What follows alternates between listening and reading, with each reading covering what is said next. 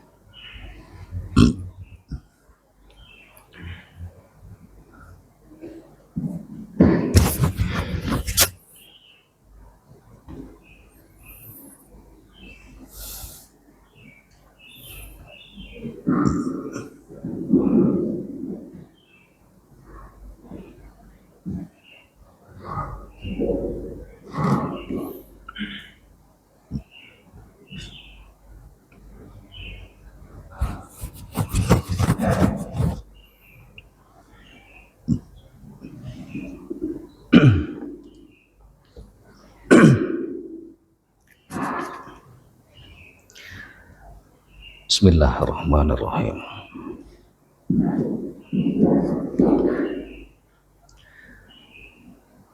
Assalamualaikum warahmatullahi wabarakatuh.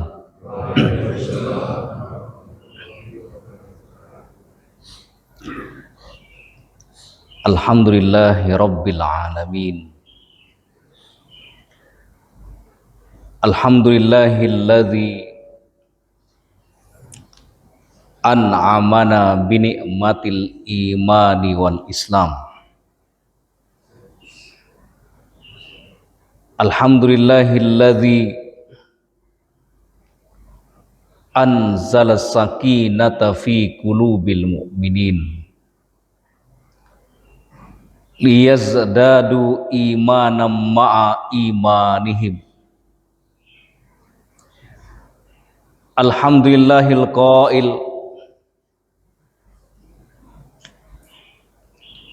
Qul ya ibadiyalladzina asrafu ala anfusihim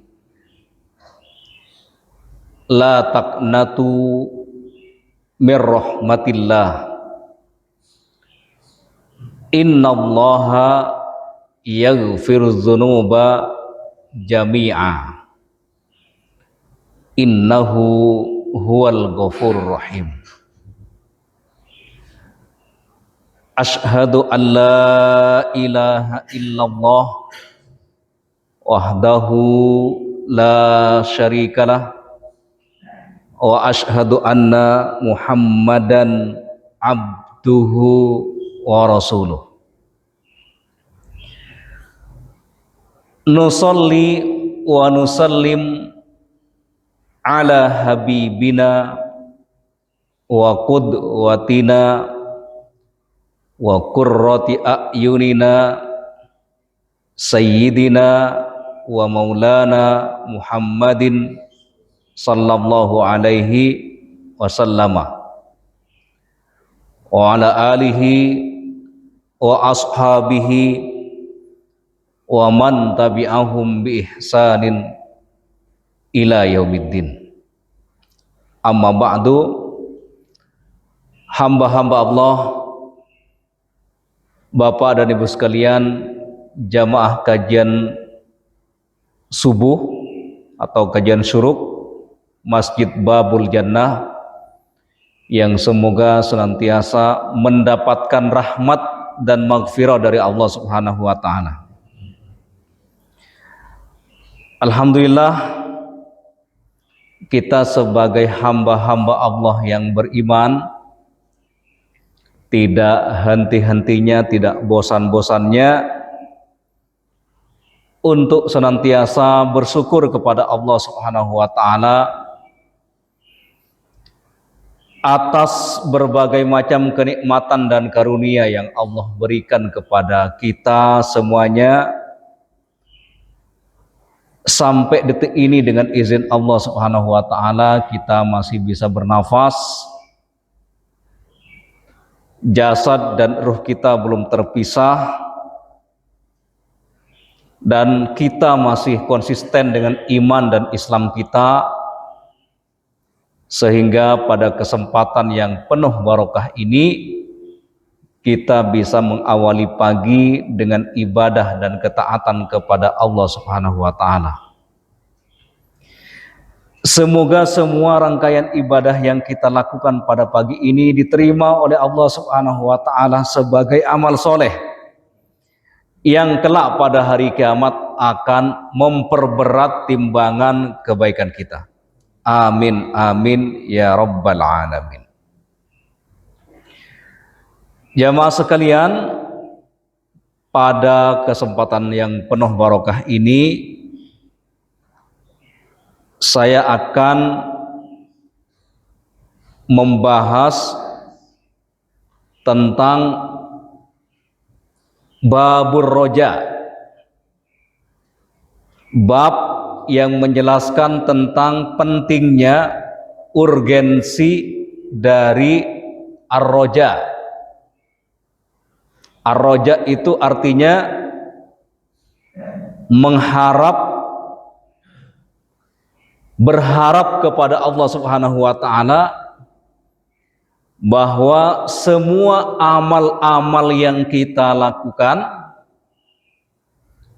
itu akan diterima oleh Allah Subhanahu wa taala, dan juga punya harapan semua dosa-dosa yang kita lakukan itu akan diampuni oleh Allah Subhanahu wa taala. Itulah sikap ar-roja. Hanya saja Bapak dan Ibu sekalian, Islam mengajarkan kepada kita at-tawazun, keseimbangan. Keseimbangan antara ar-roja di satu sisi dengan al-khauf di sisi yang lain. Oleh karenanya Bapak dan Ibu sekalian, betapa pentingnya menjaga keseimbangan antara al-khauf dengan ar-roja.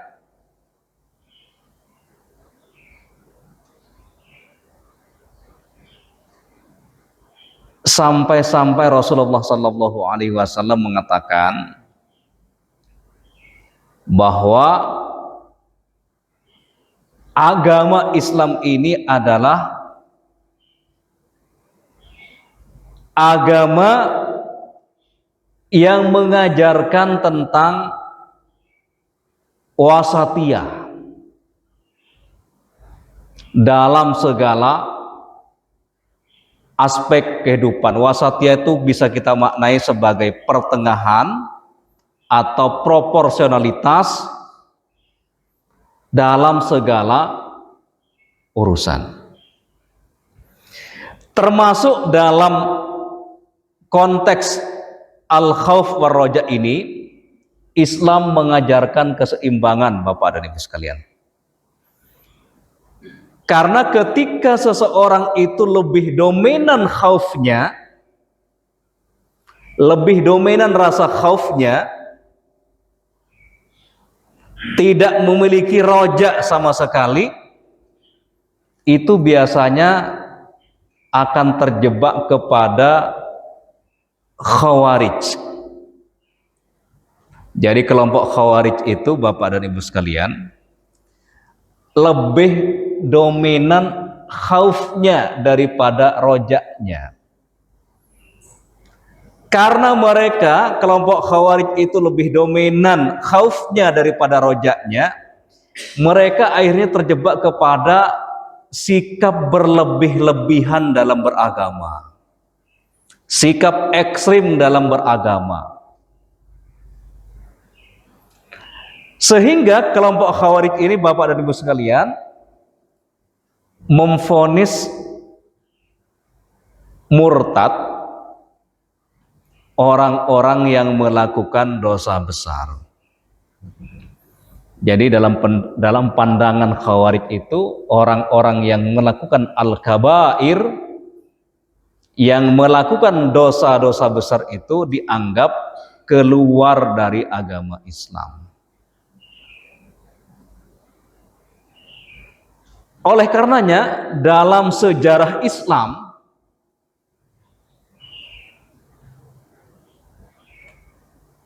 fenomena yang sangat ekstrim yang pernah ada dalam sejarah Islam itu munculnya kelompok khawarij pada zaman Ali bin Abi Thalib. Kelompok khawarij ini karena memvonis orang-orang yang melakukan dosa besar itu orang yang keluar dari agama Islam. Dan mereka juga tidak tanggung-tanggung mengkafirkan Sayyidina Ali bin Abi Thalib. Bayangkan, menantu Rasulullah sallallahu alaihi wasallam, kemudian sepupu dari Rasulullah sallallahu alaihi wasallam, sosok pemuda yang pertama kali masuk Islam dalam sejarah Islam, kemudian sosok yang dijamin masuk surga oleh Allah Subhanahu wa taala, dikafirkan oleh kelompok khawarij tersebut.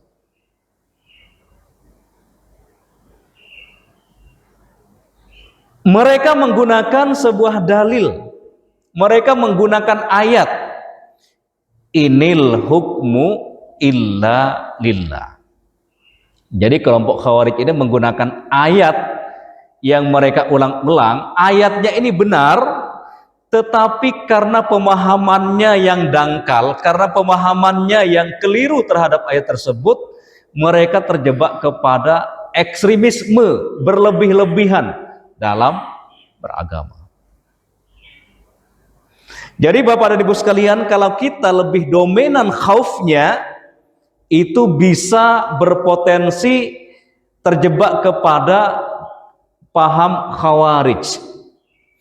Tapi di sisi yang lain, kalau kita lebih dominan rojaknya, itu bisa berpotensi mengantarkan kita kepada paham murji'ah. Murji'ah ini sebuah sekte dalam Islam yang dikenal dengan terlalu bermudah-mudahan dengan dosa. Karena mereka meyakini Allah pasti mengampuni dosa-dosa yang mereka lakukan. Jadi berlebihannya itu dalam konteks rojaknya itu terlalu berlebihan, sehingga terkesan itu meremehkan dan mengentengkan dosa-dosa yang dilakukan oleh manusia. Sementara ajaran Islam yang benar itu, Bapak dan Ibu sekalian, mengajarkan kepada kita keseimbangan antara rasa takut dan juga ada harapan. Harap-harap cemas. Ada harapan tapi juga khawatir. Itulah sikap yang moderat, itulah sikap yang wasati yang diajarkan oleh Islam.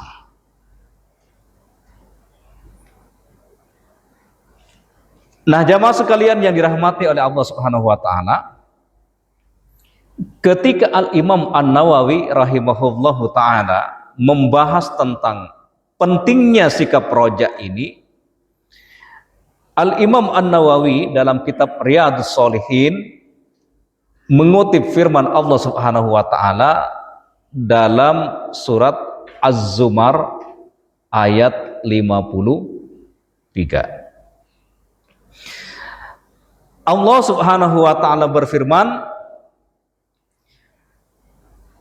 A'udzu billahi minasy syaithanir rajim.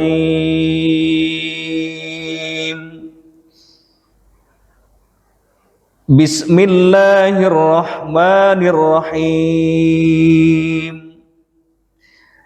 Qul ya ibadiyalladzina asrafu ala anfusihim la taqnatu min rahmatillah innallaha yaghfirudz dzunuba jami'a innahu huwal ghafurur rahim. Bapak dan Ibu sekalian yang dirahmati oleh Allah Subhanahu wa taala, ayat ini yaitu surat Az-Zumar ayat 53 dijadikan oleh Al-Imam An-Nawawi sebagai dalil pentingnya sikap ar-roja yang harus dimiliki oleh orang-orang yang beriman. Allah Subhanahu wa taala berfirman, Qul ya ibadi, katakanlah wahai Nabi,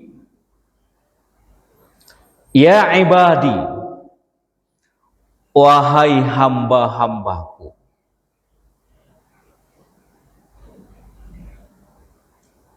Ternyata Bapak dan Ibu sekalian, ayat ini menjelaskan kepada kita orang-orang yang banyak melakukan dosa-dosa besar, orang-orang yang melampaui batas, orang-orang yang banyak pelanggarannya terhadap batasan-batasan yang telah ditetapkan oleh Allah Subhanahu wa taala. Yang menarik, ayat ini menjelaskan mereka tetap dipanggil sebagai ya ibadi, wahai hamba-hambaku. Betapa rahmat dan kasih sayang Allah itu sangat luas. Biasanya dalam Al-Quran itu kan ada al-munada, orang-orang yang dipanggil oleh Allah Subhanahu wa taala, terkadang bunyinya ya ayyuhan nas, wahai sekalian manusia. Ya ayyuhalladzina amanu, wahai orang-orang yang beriman. Tapi pada surat Az-Zumar ayat 53 ini Allah Subhanahu wa taala memanggil hamba-hambanya yang melampaui batas. Qul ya ibadiyalladzina asrafu ala anfusihim, wahai hamba-hambaku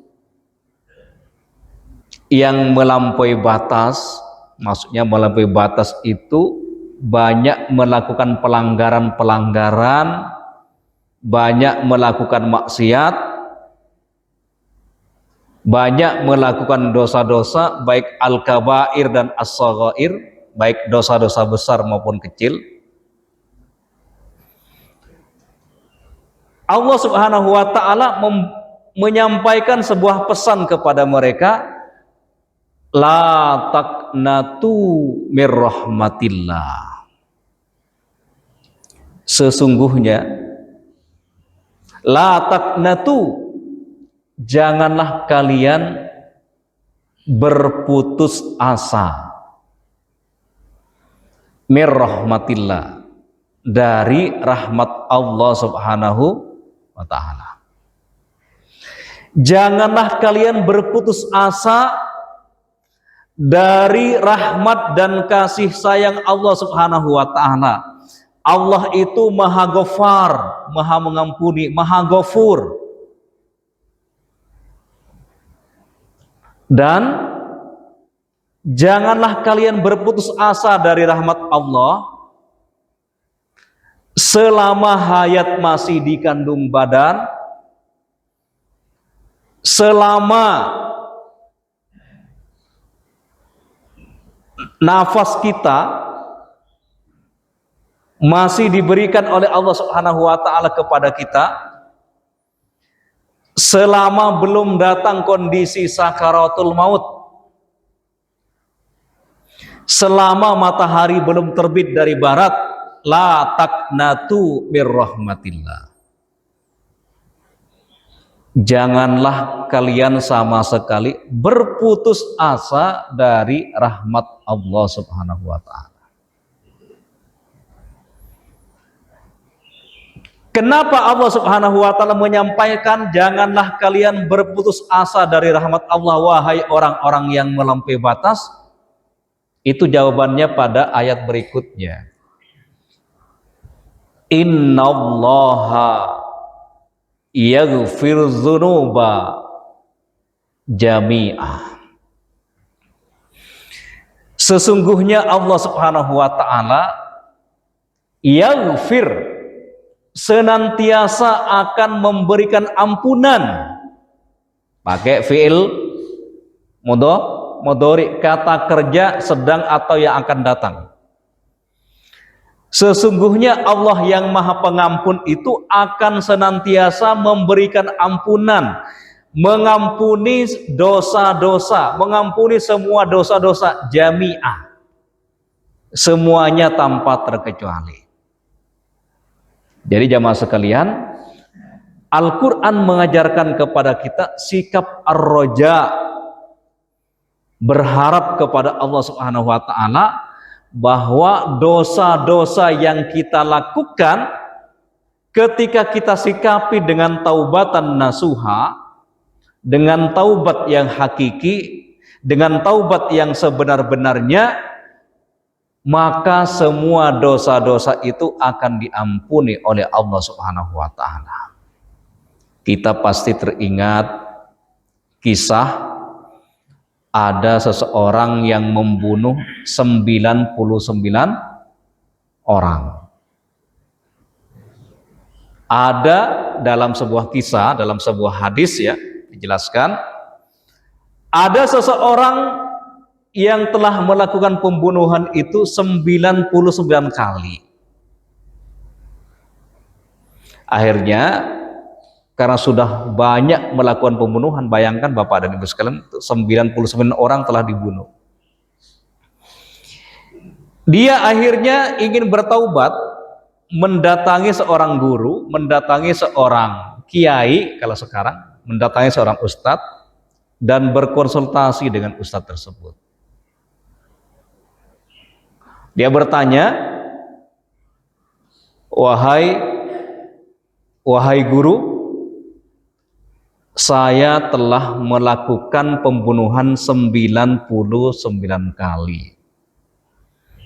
Saya ingin bertaubat kepada Allah Subhanahu wa taala. Ternyata sang guru itu menjawab, Anda tidak punya peluang untuk bertaubat. Pintu taubat sudah tertutup untuk Anda. Orang yang ingin bertaubat itu kesel, marah kepada sang guru. Dia ingin bertaubat kepada Allah, tapi sang guru itu menjawab, sudah tidak ada pintu taubat yang telah melakukan pembunuhan 99 kali. Akhirnya pemuda yang melakukan pembunuhan itu membunuh sang guru, Pak. Gurunya itu dibunuh. Akhirnya terjadilah berapa kali pembunuhan? 100 kali pembunuhan. Ya, genap 100 orang dia telah bunuh. Akhirnya dia mendatangi guru yang lainnya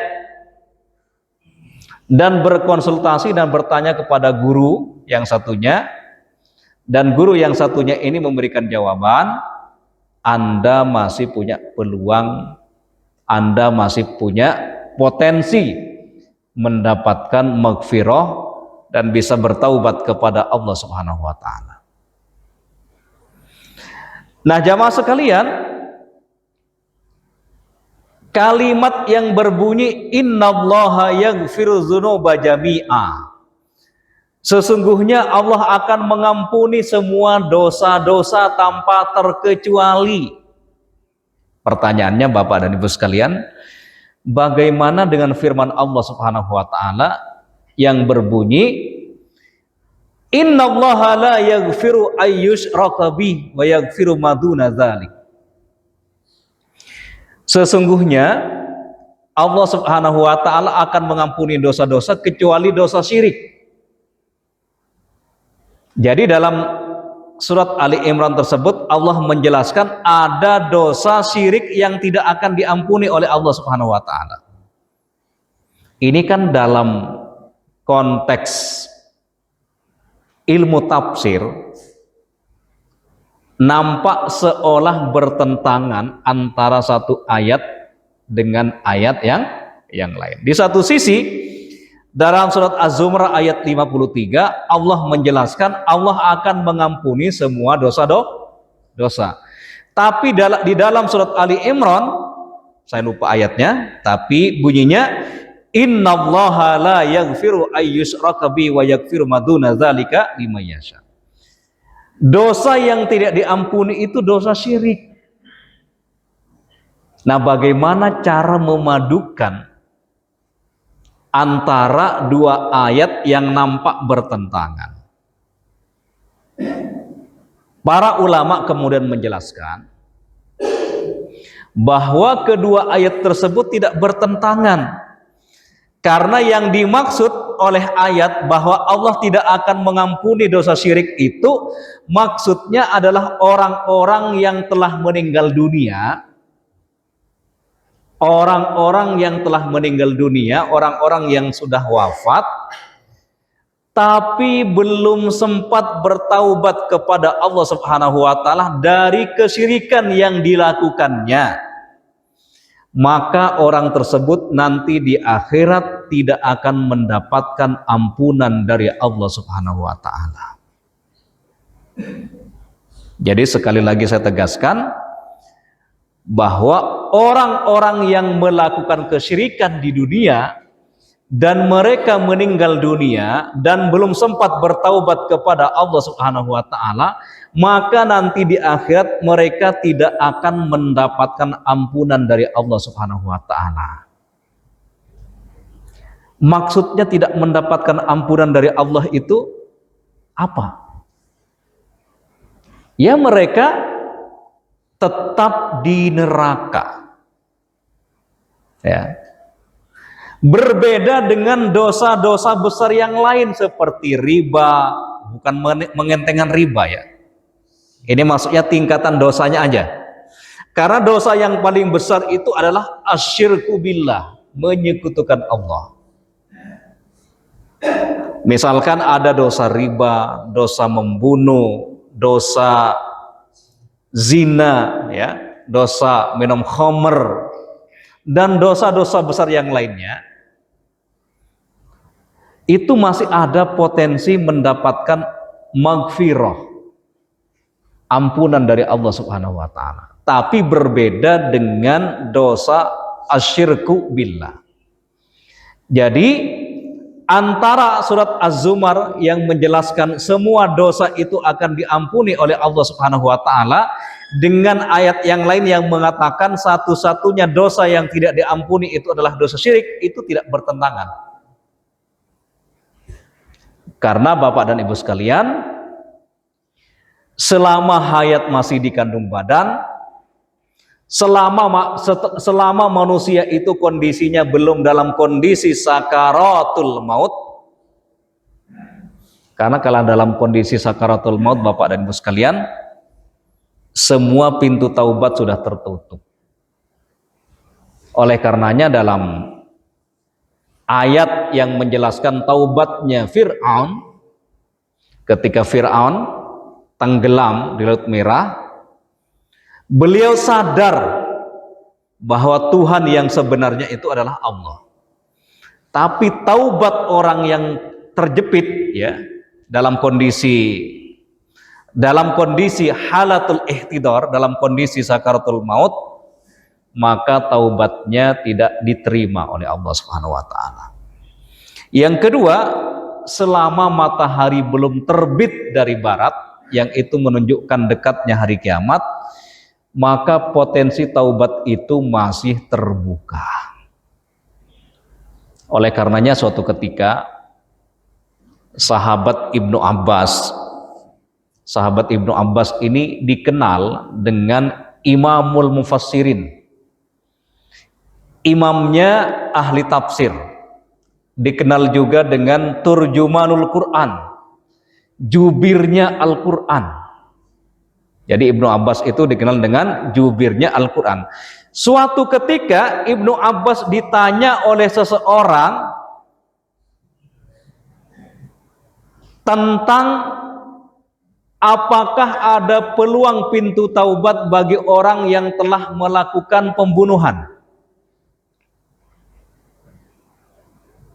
Suatu ketika Ibnu Abbas ditanya, "Wahai Ibnu Abbas, apakah ada peluang untukku?" Ada orang yang bertanya, apakah ada peluang untukku bertaubat kepada Allah dari pembunuhan? Ibnu Abbas menjawab, bagimu ada pintu taubat. Tapi yang menarik Bapak dan Ibu sekalian, kalau kita baca sejarah yang lain, ternyata Ibnu Abbas pernah ditanya pada momentum yang berbeda. Ibnu Abbas pada kesempatan yang lain ditanya, "Wahai Ibnu Abbas, apakah ada peluang untukku bertaubat kepada Allah dari pembunuhan?" Ternyata Ibnu Abbas menjawab, bagi Anda tidak ada pintu taubat. Pertanyaannya, Bapak dan Ibu sekalian, kenapa Ibnu Abbas sebagai seorang mufti itu pemberi fatwa, jawabannya itu nampak mencela-mencela, nampak paradoks, nampak kontradiktif, nampak ada perbedaan antara jawaban yang satu dengan jawaban yang lain. Itulah pentingnya ilmu fatwa, Bapak dan Ibu sekalian. Fatwa itu bisa berubah sesuai dengan perubahan situasi, kondisi, atau sebab. Kenapa pada kesempatan yang pertama Imam Ibnu Abbas itu mengatakan ketika ditanya tidak ada pintu taubat untuk apa? Yang pertama itu ada pintu taubat ya. Kenapa Ibnu Abbas mengatakan kepada penanya yang pertama itu bahwa ada pintu taubat bagi orang yang melakukan pembunuhan? Jawabannya Bapak dan Ibu sekalian, karena kasus yang pertama itu orang yang bertanya itu benar-benar ingin bertaubat kepada Allah dari pembunuhan yang dilakukannya.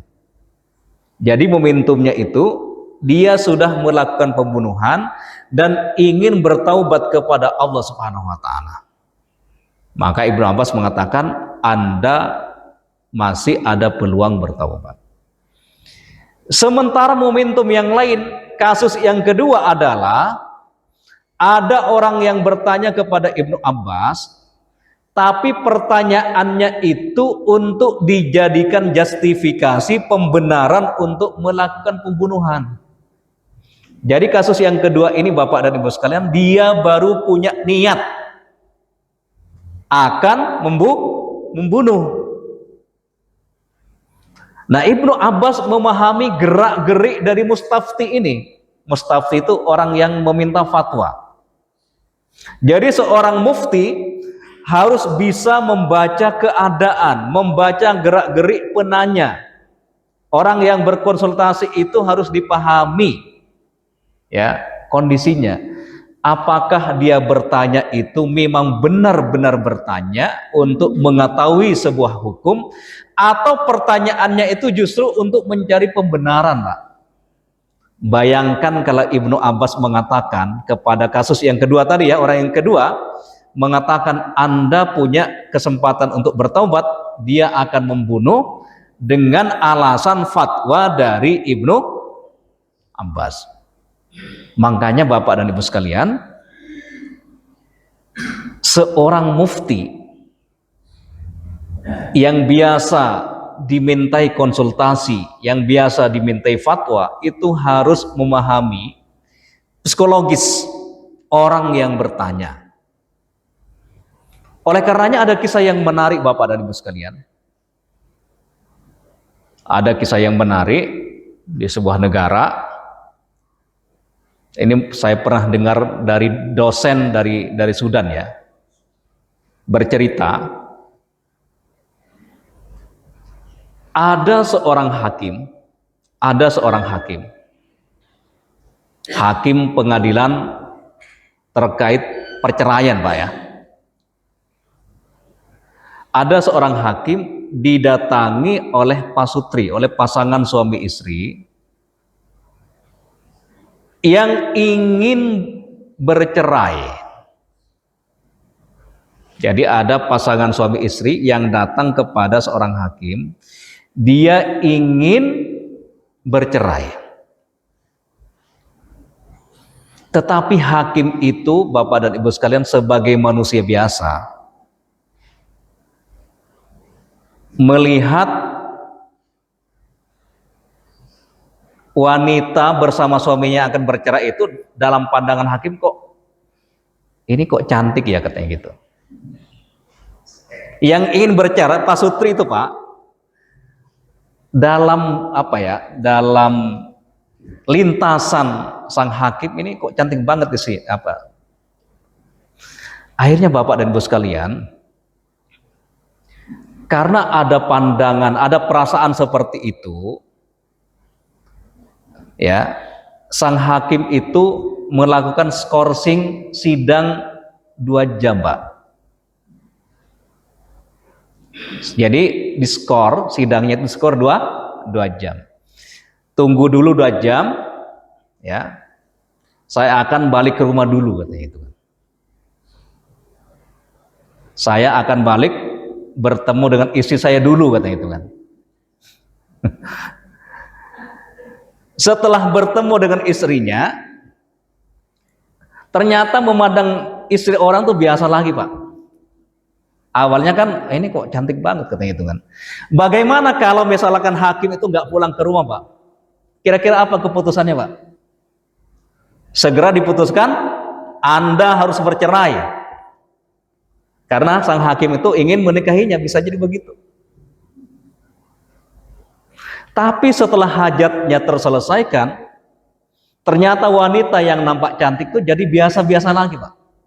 Itulah setan, Pak. Makanya seorang hakim itu, Pak, dari 3 jenis hakim itu 2 masuk neraka, 1 masuk surga. Betapa beratnya menjadi seorang hakim. Nah, Bapak dan Ibu sekalian yang dirahmati oleh Allah Subhanahu wa taala, kembali kepada ayat innallaha yaghfiru dzunuba jami'a. Sesungguhnya Allah akan mengampuni semua dosa-dosa tanpa terkecuali. Ya. Innahu huwal ghafur rahim. Sesungguhnya Allah Maha Al-Ghafur, Maha Pengampun, Ar-Rahim, Maha Penyayang.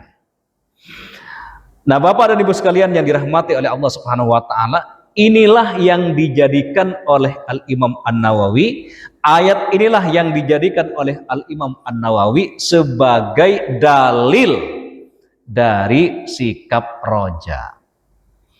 Ayat yang lain yang menjelaskan tentang roja adalah faman kana yarju liqa'a rabbih falyamal amalan sholihan wala yusyrik bi'ibadati rabbih ahada.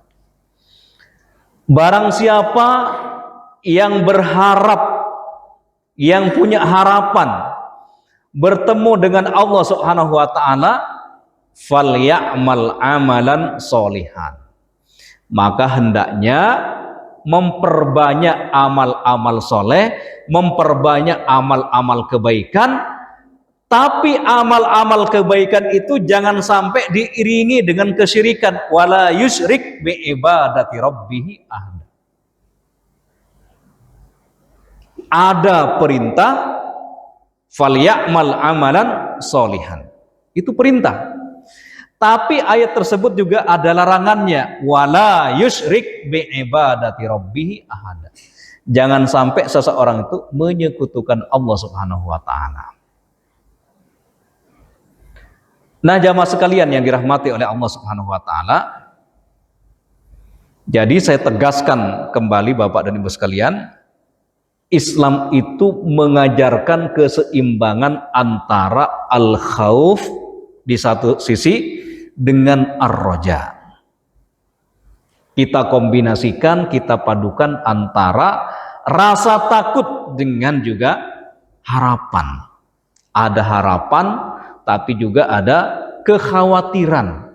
Itulah sikap pertengahan, itulah sikap moderat yang harus dimiliki oleh setiap muslim. Jangan terjebak kepada ifrat, tapi jangan tafrit juga. Jangan terjebak kepada ekstremisme, berlebih-lebihan dalam mengamalkan agama. Tapi di sisi yang lain, jangan terlalu mengentengkan, meremehkan agama. Jadi sikap berlebih-lebihan itu tidak baik, sebagaimana sikap mengentengkan, meremehkan itu juga tidak baik. Karena Bapak dan Ibu sekalian, ada kejadian yang menarik di zaman Nabi. Ada 3 sahabat yang datang kepada Aisyah. 3 sahabat ini bertanya kepada Aisyah radhiyallahu anha, wahai Aisyah, bagaimana ibadah yang dilakukan oleh Rasulullah sallallahu alaihi wasallam? Aisyah menjelaskan bahwa ibadah Nabi Muhammad sallallahu alaihi wasallam itu sangat luar biasa. Tapi kemudian Bapak dan Ibu sekalian, ketika mendengar penjelasan dari Aisyah radhiyallahu anha, 3 sahabat itu punya pemikiran yang ingin berlebih-lebihan dalam mengamalkan agama. Sahabat yang pertama mengatakan, saya selamanya akan melaksanakan sholat malam tanpa tidur dan tanpa istirahat.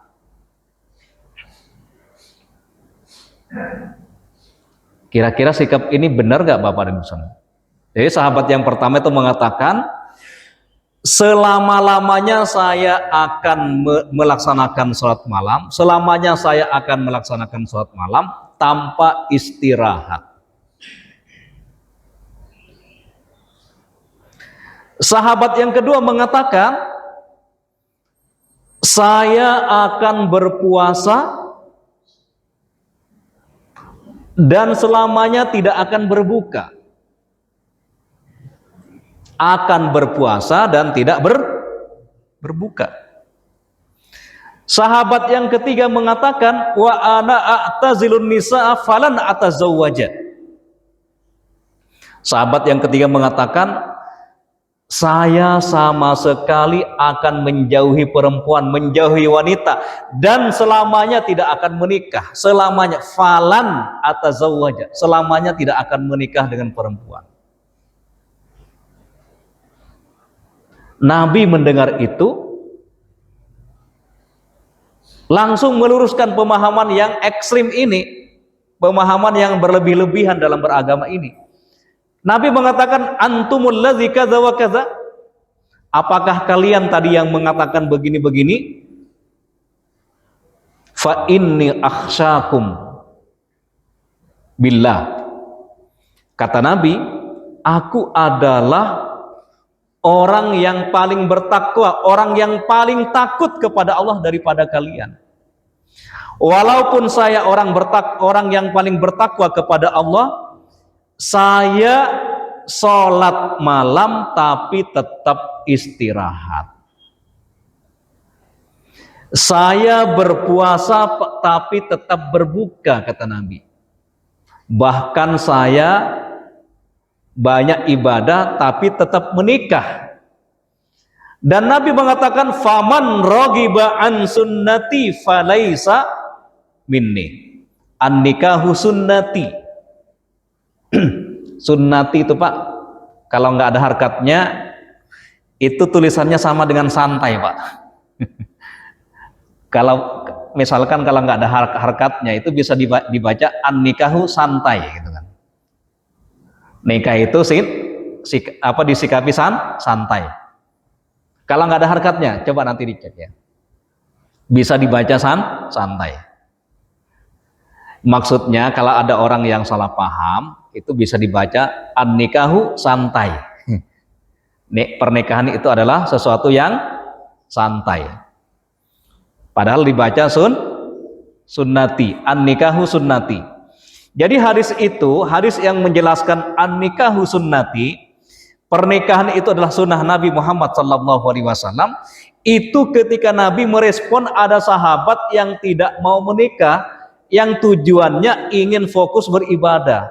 Tapi Nabi mengatakan an-nikahu sunnati.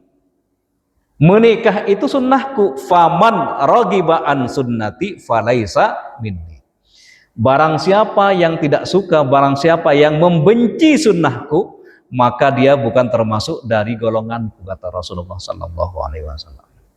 Jadi fenomena ifrat, sikap ekstrim, ya, sikap berlebih-lebihan dalam beragama itu sudah muncul gejalanya Pak. Bukan fenomena, hanya gejala kecil. Itu sudah ada pada zaman Rasulullah SAW. Oleh karenanya Islam itu mengajarkan sa'atan. Semua ada waktunya. Ada waktunya kita khusyuk tilawatul Quran, ada waktunya kita khusyuk beruzlah kepada Allah Subhanahu wa taala, tapi ada waktunya kita bercengkrama dengan keluarga kita. Ada waktunya kita memenuhi kebutuhan intelektual kita, tapi ada waktunya juga kita memenuhi kebutuhan fisik kita dengan olahraga dan juga makanan-makanan yang bergizi. Semua itu Bapak dan Ibu sekalian, aktivitas orang-orang yang beriman, apakah itu ibadah mahdo atau ibadah gairu mahdo, semuanya bernilai ibadah di sisi Allah Subhanahu wa taala selama di dalamnya ada kecintaan Allah kepada perbuatan tersebut dan juga mendapatkan ridho dari Allah Subhanahu wa taala. Jadi Islam itu tidak memisahkan antara ibadah mahdoh dengan ibadah-ibadah yang lain. Maksudnya Bapak dan Ibu sekalian, ketika Bapak dan Ibu pergi ke pasar, itu jangan lupa diniatkan ibadah. Ketika seorang suami keluar dari rumah untuk memenuhi ma'isyah keluarga, itu juga ibadah. Artinya semua aktivitas orang-orang yang beriman selama mendapatkan cinta Allah dan mendapatkan ridha Allah Subhanahu wa taala, itu bisa bernilai ibadah. Jadi saya tegaskan, tidak ada dikotomi di dalam ajaran Islam antara dunia dengan akhirat. Tidak ada pemisahan dalam Islam antara kebutuhan materi di satu sisi dengan kebutuhan spiritual. Jadi Islam mengajarkan keseimbangan. Ada kalanya kita bekerja keras, bekerja cerdas, tapi ada kalanya kita beruzlah, ya, beruzlah kepada Allah Subhanahu wa taala. Kita menyendiri, merenung dari aktivitas-aktivitas yang kita lakukan, kemudian kita memohon ampun kepada Allah Subhanahu wa taala dari segala dosa. Dan kadang Bapak dan Ibu sekalian, kata-kata istighfar yang kita lakukan itu bukan hanya meminta ampun kepada Allah, bukan hanya tujuannya untuk meminta ampun kepada Allah, tapi terkadang istighfar itu kita memohon kepada Allah agar menyempurnakan amal-amal yang masih kurang. Jadi fungsi istighfar itu bukan hanya wasilah untuk mendapatkan ampunan dari Allah Subhanahu wa taala, tapi istighfar itu juga berfungsi untuk menyempurnakan amal-amal kita yang masih kurang. Oleh karenanya ketika kita sholat, selesai sholat ya, kita salam, Assalamualaikum warahmatullahi wabarakatuh. Assalamualaikum warahmatullahi wabarakatuh. Yang pertama kali kita baca Pak, apa? Astagfirullah. Padahal kita selesai melaksanakan sholat, bukan selesai melakukan dosa. Itu artinya istighfar di samping fungsinya untuk memohon ampun kepada Allah, juga berfungsi untuk menyempurnakan amal-amal kita yang masih kurang. Semoga kajian ini bermanfaat buat kita semuanya Bapak dan Ibu sekalian, bukan hanya menjadi ilmu yang ada dalam memori kita, tetapi menjadi amal dalam kehidupan sehari-hari. Aqulu qouli hadza wa astaghfirullah li wa lakum. Assalamualaikum warahmatullahi wabarakatuh.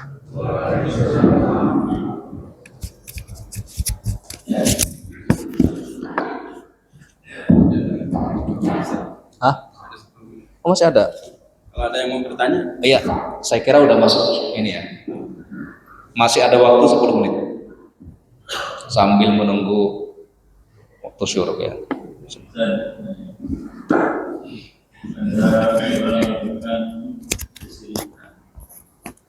Selama melakukan itu tidak tahu kalau itu yang melakukan syirik. Ya terus. Kemudian belum sempat tobat.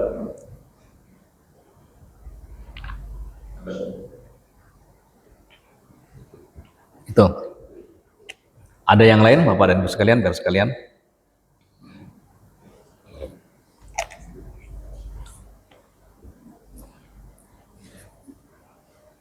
Baik. Ini pertanyaan yang menarik untuk kita bahas.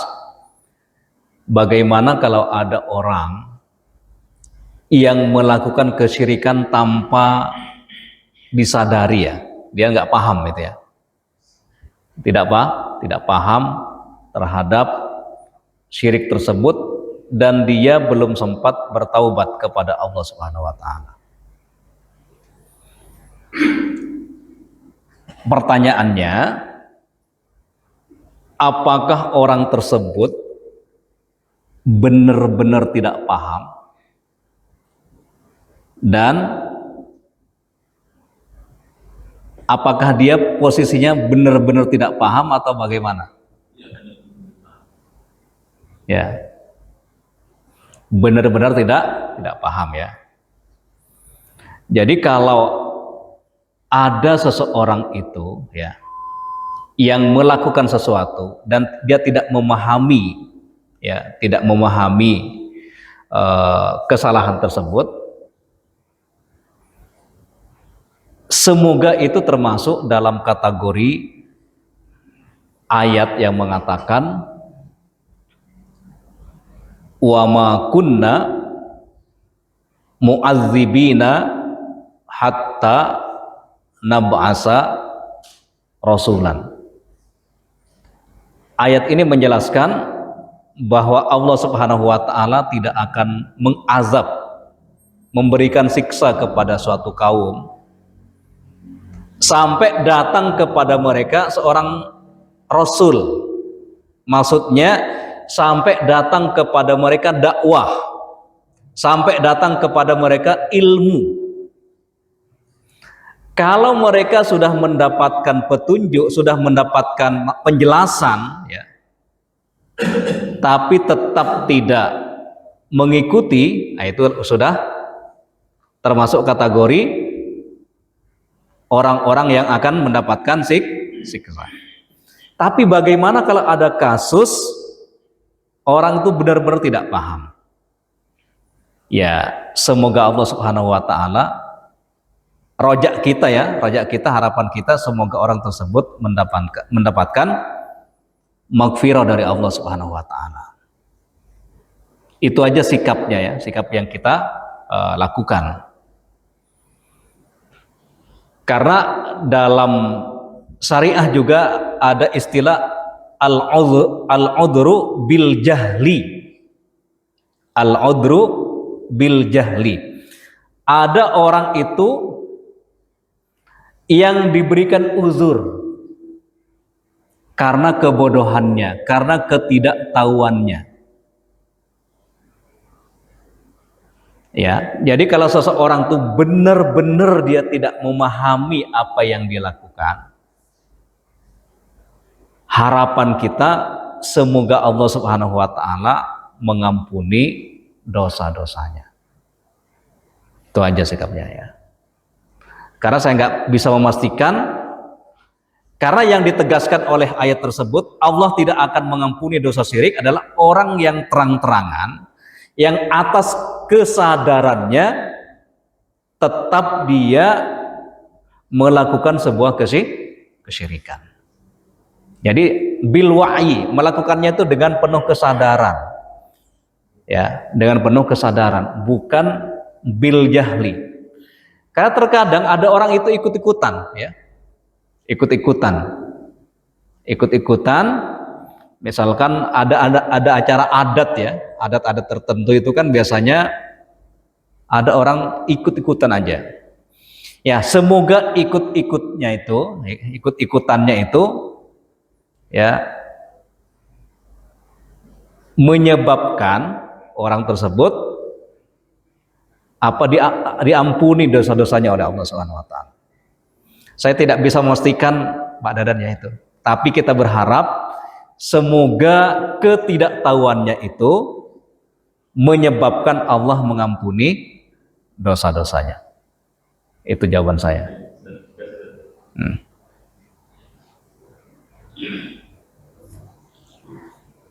Yang di sini ada Pak?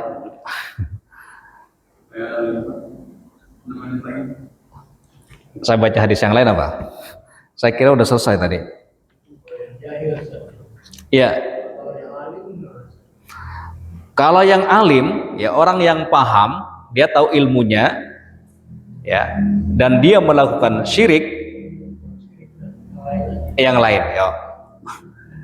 Jadi Bapak dan Ibu sekalian, dalam sebuah hadis dikatakan begini, rufi'a an ummati al-khata' wan nisyan. Dosa itu diangkat dari umat Rasulullah sallallahu alaihi wasallam, artinya umat Nabi Muhammad sallallahu alaihi wasallam tidak akan berdosa dalam dua kondisi, Pertama adalah al-khata', melakukan sesuatu karena faktor salah, nggak ada kesengajaan.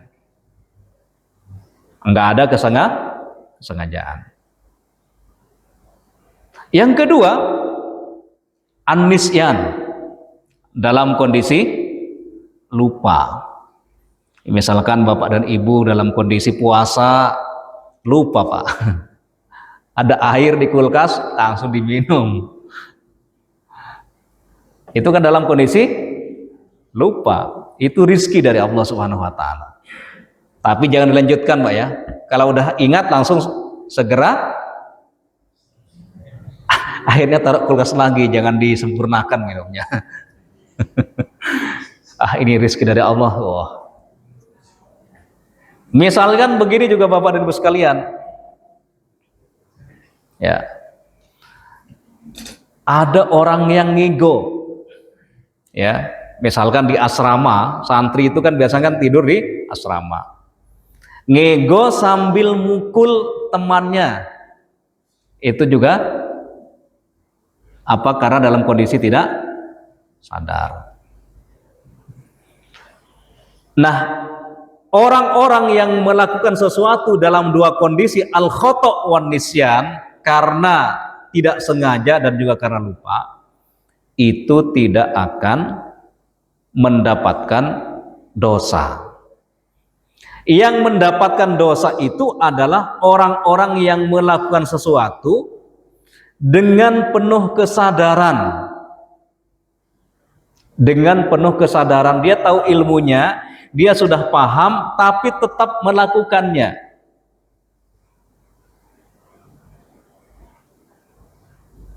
Tetap melakukannya. Misalkan tentang riba, ini sekarang yang agak sulit dihindari itu adalah riba. Atau tantangan bagi kaum laki-laki itu godul basor, Pak. Ya, berat nggak, Pak? Godul basor, menundukkan pandangan maksudnya, Pak. Menundukkan pandangan bagi laki-laki itu berat. Ya. Karena laki-laki itu suka apa yang dia lihat. Berbeda dengan perempuan, suka dengan apa yang dia dengar. Ya. Godul basar artinya menundukkan pandangan tuh agak berat, ya. Kecuali bagi orang-orang yang dirahmati oleh Allah Subhanahu wa taala. Jadi Bapak dan Ibu sekalian, yang berdosa itu adalah ketika seseorang melakukan perkara-perkara yang dilarang, perkara-perkara yang sudah dijelaskan oleh Allah Subhanahu wa taala, batasan-batasannya tapi tetap dilanggar, ya. Dilanggar. Itulah yang termasuk dosa. Hanya saja Bapak dan Ibu sekalian, karena manusia ini pasti pernah melakukan sebuah dosa, likulli bani Adam khata'un. Yang namanya manusia itu pasti pernah melakukan kesalahan. Wa khairu al-khata'ina at-tawwabun. Dan sebaik-baik orang-orang yang melakukan dosa dan kesalahan adalah at-tawwabun, orang-orang yang bertaubat. Karena yang namanya manusia pasti pernah melakukan kesalahan dan dosa. Nah, Bapak dan Ibu sekalian, karena manusia itu tidak terlepas dari kesalahan dan dosa, Nabi memberikan sebuah petunjuk kepada kita. Wa'ad bi'is sayyi'atal hasanata. Iringilah keburukan-keburukan yang kita lakukan itu, iringi dengan kebaikan. Tambuha. Kebaikan-kebaikan itu akan menghapus dosa-dosa dan kesalahan kita. Dalam ayat dikatakan, dalam sebuah ayat dikatakan, innal hasanati yuzhibnas sayyi'at. Sesungguhnya kebaikan-kebaikan, amal-amal kebaikan yang dilakukan oleh seseorang, yuzhibna as-sayyi'at, akan menghilangkan keburukan-keburukan dan dosa-dosa yang dilakukan. Semoga bermanfaat buat kita semuanya. Saya serahkan kepada Ustadz Siraj. Alhamdulillah, syukran jazakallahu ahsanal jazaa kepada Al-Ustaz Dr. Muhammad Rahman yang telah menyampaikan materinya, yaitu tadi antara khauf dan roja. Semoga Allah senantiasa berikan kita kekuatan untuk bersikap tawazun, tawasul, yaitu pertengahan antara khauf dan roja. Karena di antara kita tidak mungkin tidak ada yang salah, pasti semuanya mempunyai dosa, dan semoga Allah berikan kita kekuatan untuk bisa bertobat sebelum akhir hayat kita. Karena kata Sayyidina Ali adalah hari yang terbaik, itu adalah hari yang dimana tobat kita diterima. Bulan terbaik itu adalah bulan dimana Allah memberikan kekuatan kita untuk bisa bertobat. Maka dari itu juga salah satu kelebihan umat Rasulullah SAW yang diberikan kepada Rasulullah SAW, yaitu salah satunya adalah akhir surat Al-Baqarah. Rabbana la tu'akhidna in nasina aw akhtana. Mudah-mudahan sekali lagi Allah memberikan kepada kita kekuatan dan kesempatan untuk bisa bertobat sebelum kita mengakhiri hidup kita ini, sehingga kita wafat dalam keadaan husnul khatimah. Itulah kajian suluk pada pagi hari ini. Mari sama-sama kita tutup dengan doa kifaratul majlis. Subhanakallahumma wa bihamdika asyhadu an la ilaha illa anta astaghfiruka wa atubu ilaik. Terima kasih. Assalamualaikum warahmatullahi wabarakatuh.